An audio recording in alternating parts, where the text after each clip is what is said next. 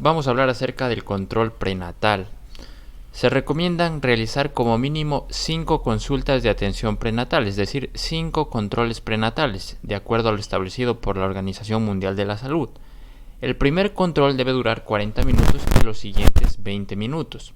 Es importante que el primer control se lo realice en el primer trimestre del embarazo para identificar patologías especiales. ¿Qué es lo que vamos a hacer en los controles? Primero, tenemos que abrir la historia clínica prenatal base, el formulario 051 y el carnet perinatal. El carnet perinatal es este, como podemos ver aquí. Vamos a poner el número de historia clínica, la cédula de la paciente y los datos en sí de la paciente, nombres, la provincia, cantón y todo eso. Y también los datos del centro de salud en donde se está atendiendo. Aquí mismo en el carnet tenemos una parte en el cual ponemos la fecha del control, cuándo será el próximo control y el nombre del médico que está tratando.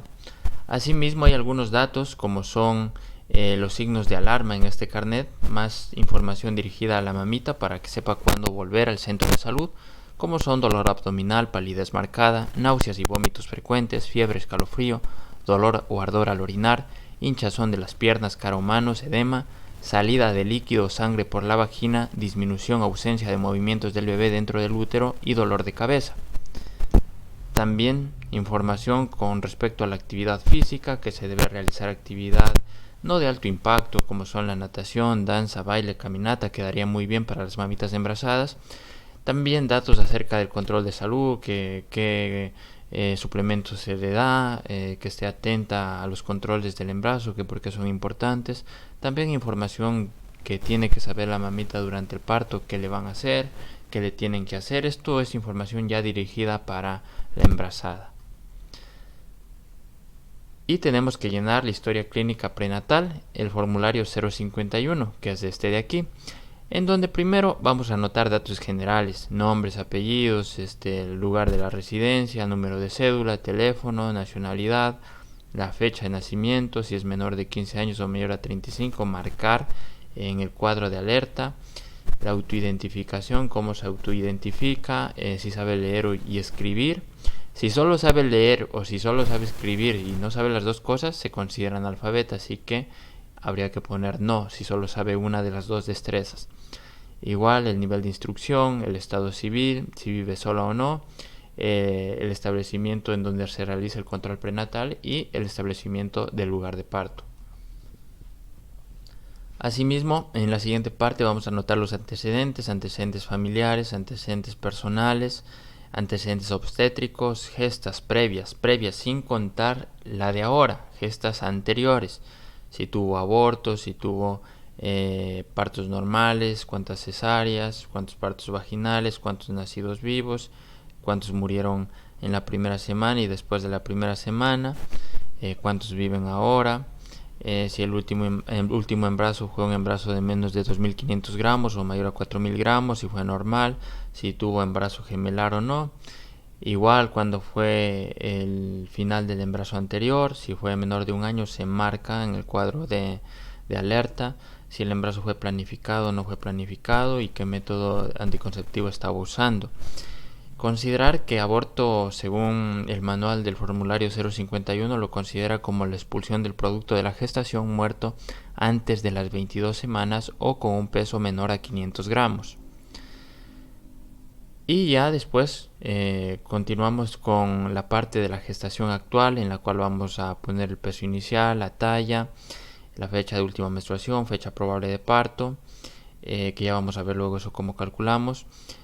Si la edad gestacional es confiable por FUM o por eco, la ecografía si se realizó en las 11 a 13 semanas, ya que es un eco importante, ya que esta edad gestacional puede observarse acranía, anencefalia o loprosencefalia, anomalías cardíacas, principalmente con la evaluación transvaginal onfalocele, gastrosquisis, megavejiga, displasias esqueléticas.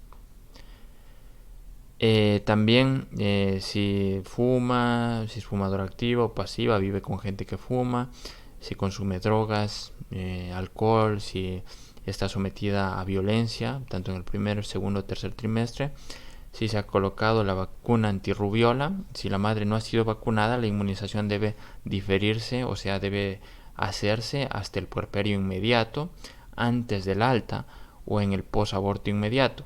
No vacunar en el embarazo. Por eso aquí está que si se vacunó en el embarazo está en un cuadrito de alerta.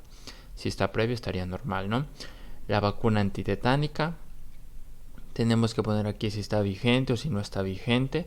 Con respecto a esta vacuna antitetánica, si no está vigente, vamos a colocarlo en el primer control y después de las 4 semanas y antes de las 6 semanas la segunda dosis.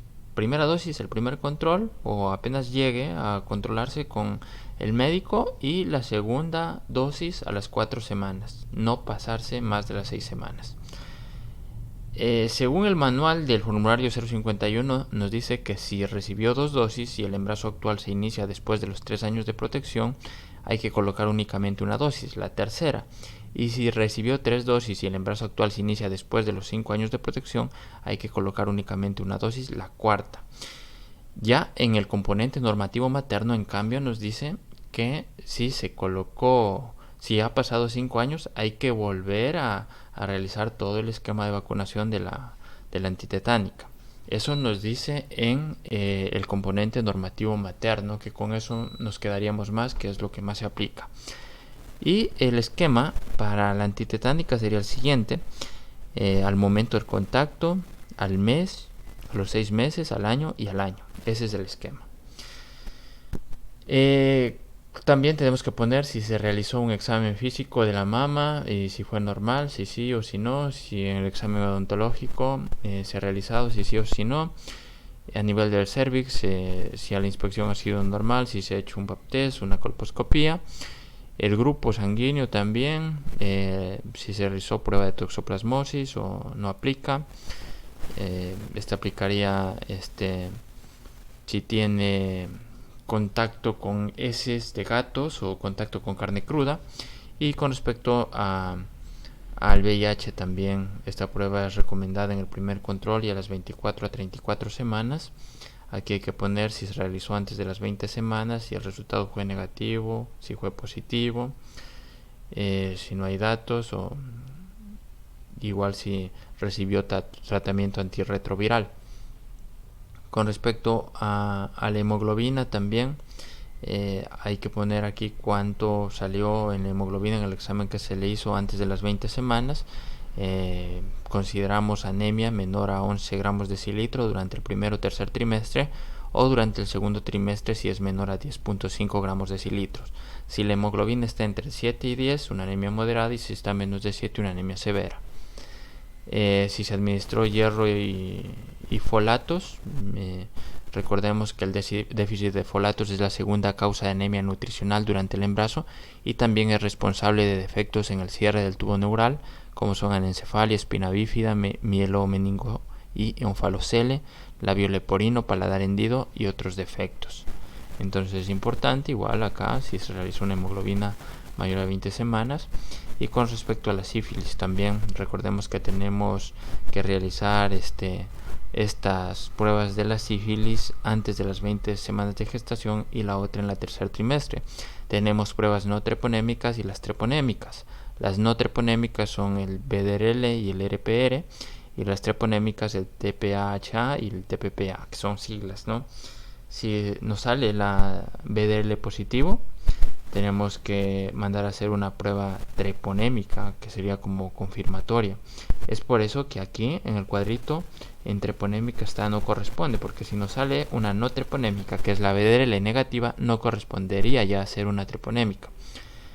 E igual, si se le dio tratamiento a la pareja o no se le dio. Igual, la prueba del Chagas, la del hematozoario para paludismo malaria, si se realizó bacteriuria antes de las 20 semanas y después de las 20 semanas, si salió normal o anormal o no se hizo.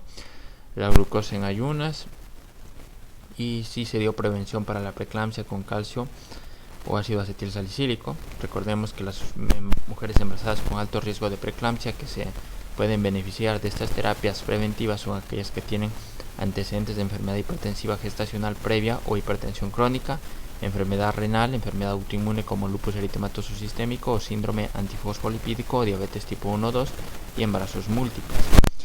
Igual, ¿no? Aquí si se realizó detección del estreptococo B en las 35 a 37 semanas con el cultivo anogenital. Se pone aquí si salió negativo o positivo, no se hizo, si se dio educación prenatal, si se hizo un plan de parto y emergencia, consejería en lactancia. Y acá ya querían los controles, ¿no? Sería la fecha del control, la edad gestacional que está en ese entonces, el peso, si tiene una ganancia de peso adecuado o no, la tensión arterial, frecuencia cardíaca, frecuencia respiratoria, la temperatura, la saturación, la proteinuria, anotar el signo más si se detecta albúmina o proteínas en la orina, dependiendo de la cantidad de proteína detectada, 2 cruces, de 3 cruces, o el signo menos si no tiene proteínas. Igual vamos a colocar el estado de conciencia aquí, alerta o consciente, colocamos 0. Si responde a la voz 1, si responde al dolor 2, y si no responde 3. La altura uterina en centímetros consiste en medir la distancia entre el hueso púbico, la sínfisis pubiana y el fondo de uterino usando una cinta métrica. La presentación también, si debe identificar de cuál de los dos polos fetales se pone en proximidad o en contacto con la pelvis menor, por ejemplo, cefálica, pelviana. Incluye también la situación transversa y oblicua. En aquellas situaciones que por la edad gestacional no aplique efectuar alguna de estas presentaciones, por ejemplo, en presentación fetal antes de las 28 semanas, se anotará NC, que corresponderá a no corresponde. La frecuencia cardíaca fetal, que la podemos identificar desde las 12 semanas, si hay movimientos fetales o no, si hay sangrado vaginal o no hay sangrado vaginal. Y en sí aquí tenemos también exámenes, tratamiento, score mama, que estaría en ese entonces dándose, anotar también el score mama que tiene y las iniciales de la persona que está evaluando y cuándo será la próxima cita, la fecha. Bueno, hasta aquí nos quedamos en este primer video de control prenatal. Los otros van a ser un poquito más cortos, esto dimos como de forma general, cosas que vamos a ver a continuación de forma más detallada.